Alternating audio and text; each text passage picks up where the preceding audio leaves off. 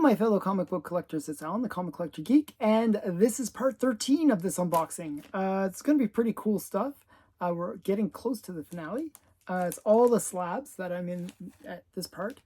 Starting with a really great Silver Age book that I picked up for basically the cost of the slab. I think it was like 30 or 40 bucks. I was like, sure. And it's a first appearance as well. So this is Submariner number 32. And this is the first appearance of Lyra. And just really, I thought she was kind of sexy. You got Submariner having a bit of problems. He's being kept in an aquarium. Just a really cool first appearance. I love when the first appearance includes the character on the cover and they're named on the cover as well. I love that when they do that. Nice Silver Age book. I believe this is maybe just slightly out of the Silver Age. It is from December of 1970. It's a Sal Buscema cover. It's just a really cool early Bronze Age, I guess, cover. And comic, I should say. And you can learn to draw just like the people that you see on the cover by following this ad. So it's the first appearance and origin of her. So very cool. Roy Thompson did the story. Okay. Now the next one was one that I won at my comic shop's auctions. I won this for like a really great price as well. So it was under $100. This is Manhunt number 5. I've been trying to get a complete run of Manhunt. I just think it's a interesting title. This is not one of the more expensive issues, obviously, from the Manhunt series. Manhunt has a lot of really great pre-code horror / good girl covers.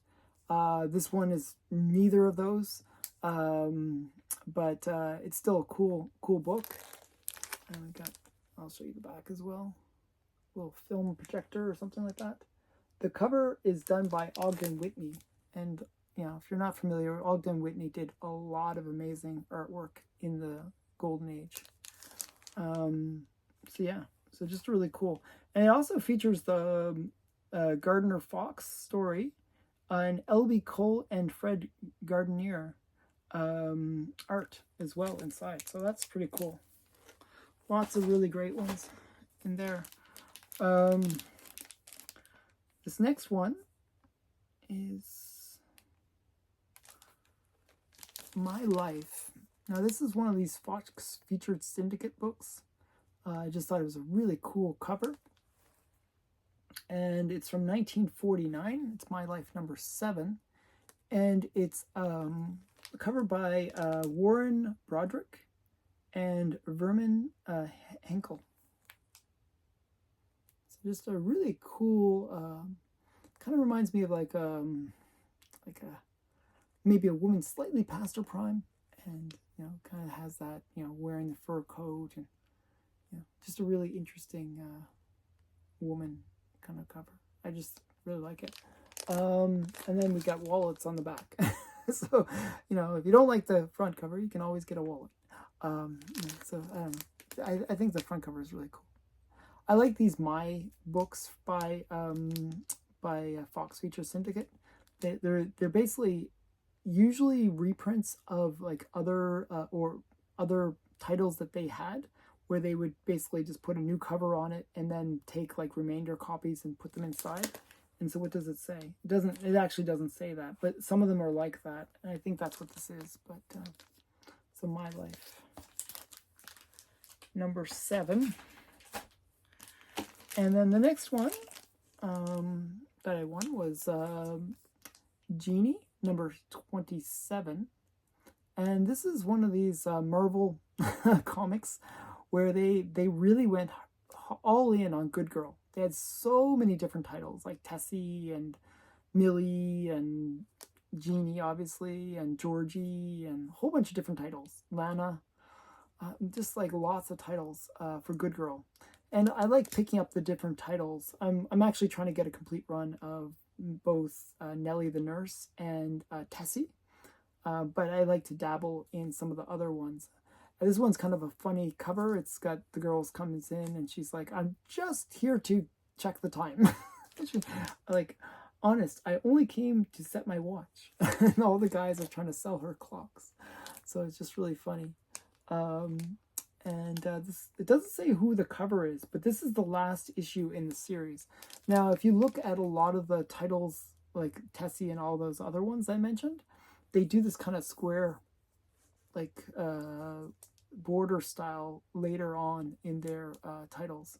I actually prefer the earlier books where it's much more of a full cover with, like, you know, the standard masthead. But still a cool book. Yeah.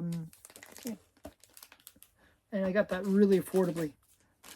This next one, I didn't win it in their auction, but I did pick this up from my comic shop. And it's an Alex Schomburg book. And it's really, this one I've been trying to get for the longest time. Man, this book has been driving me crazy. I've been trying to get this book for 2 years now. And it's just always overpriced. Always, like, crazily priced.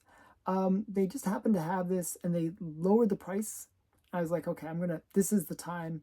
And also they had like a coupon where you could get a discount on it. So it was like 10% off on that already discounted price. So I thought, this is the time I'm going to buy it because I'm probably not going to get it more affordably than this. So this is actually the very first cover appearance of Terra, the pirate, you know, Terra, like, how do you say it? Terra, why am I blanking on her name? Terra, the space pirate. Basically, that's what she is. But her name's Terra. You know, this is her first cover appearance. Actually, her first appearance is in the Wonder number 15, which is the previous issue, where she's not on the cover, but it's like a girl and she's being like dissected almost with a microscope, and it's that cover, if you're familiar with it. I actually have her first appearance, but I wanted to get her first cover appearance. I always like to have the character on the cover, so getting her first cover appearance is great. And it's a really great Alex Schomburg cover. I really love his airbrush covers, and this one does capture that quite well. And, you know, you get a full idea of how she acts as a character. She's got her little sword, and, you know, just really great stuff. Okay, so that's Wonder Comics number 16. This next one is one that I actually feel like it pairs nicely with another comic that I have. This is Blue Beetle number 49. And I always feel like this pairs nicely with Brenda Starr. If you're familiar with that comic, it's the one where the girl is attached to the radiator and she's wearing the same green dress and looks exactly the same, but she's like chained up against a radiator, and she has like these like a horseshoe, and she's like tapping out SOS. It's a very famous cover. I feel like this pairs nicely with it. It's almost like this is the scene before where she's going to get abducted, and you got the Blue Beetle trying to prevent that from happening. So this is Blue Beetle number 49 from 1947. It's Jack Kamen cover. The other is a Jack Kamen cover as well. And he knows how to draw his women. The interesting thing about it is the perspective on this is very weird. You'll notice the girl looks huge. Like, the guy that's attacking her looks really tiny in comparison. She looks like a giant. The perspective is very odd. But I thought this was a really cool one. I really do feel like I almost want to put in my background this one next to the other, because I think they would pair nicely. And on the back, you get a rapid fire Tommy gun, which is what every kid should have. Yeah, I think it's like with those caps and probably that you can fire, but I don't know.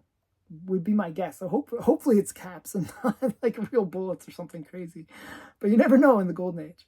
Rapid fire Tommy gun looks and sounds just like the real McCoy. So yeah, obviously not a real That'd be really funny if it's a real gun. Only for $3.79. Very cool.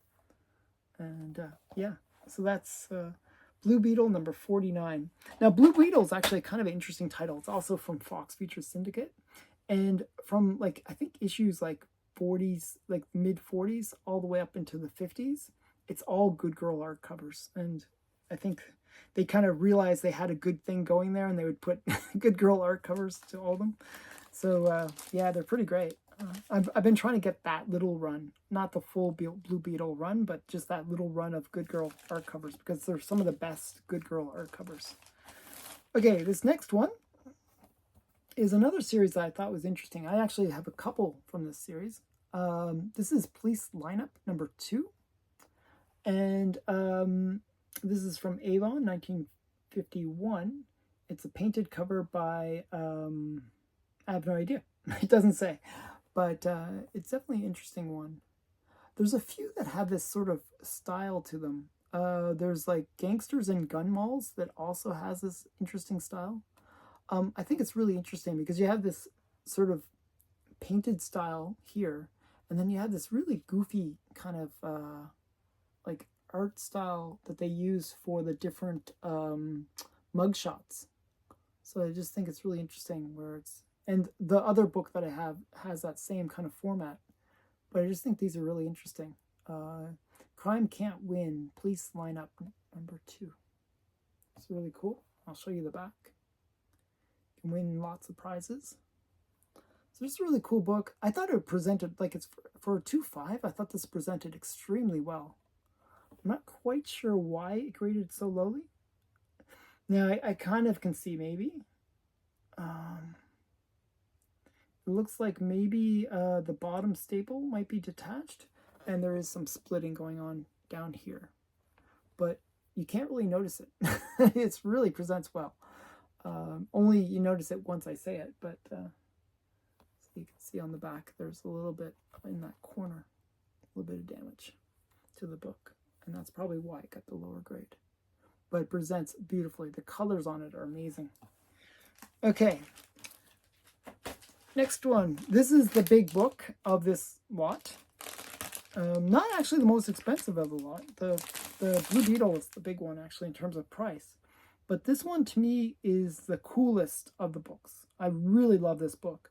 I've been trying to get this one for a while, and it just happened that it came up on my comic shop, and I used that coupon, the discount, to get it. I was really quite happy to get it.